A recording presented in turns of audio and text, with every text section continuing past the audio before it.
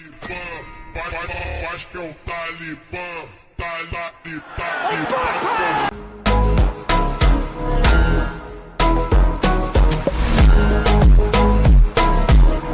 الخطر الحقيقي اللي كيتسنى المنتخب ديالنا غدا ماشي هو كيليان مبابي، الخطر هو هذا الكمين اللي تخدم لينا في الكواليس. الفرنسيين دابا مخلوعين وضاربين لينا الف حساب لدرجه ان الفيفا مرونه بسبب هذا الماتش. غدا في الملعب ما غاديش يكون مجرد الماتش عادي، غدا كاين تصفيه حسابات وثأر كروي مازال شاعل في قلوبنا من 2022. واليوم غادي نعطيكم الصدمه والدرس القاسي اللي خاص اللعابه ديالنا يديروه في راسهم الا بغينا نربحوا هذا الماتش التاريخي. وإلا عجبكم هذا المحتوى خبطوا معكم واحد سبسكرايب باش تعاونوا هذه القناه الجديده ونكبروا العائله ديالنا.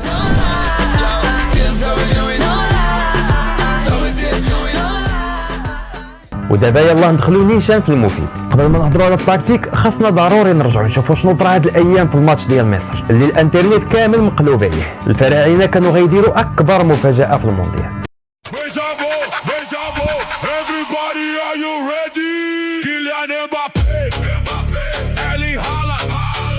وكانوا رابحين الارجنتين بطل العالم ب2-0 حتى للدقيقه 79 ميسي غادي يزقل واحد البيلانتي والفرقه ديال الارجنتين كانت ميته. وفي 10 ديال الدقائق فقط كلشي تبدل، الارجنتين رجعت في الماتش وربحات ب3-2.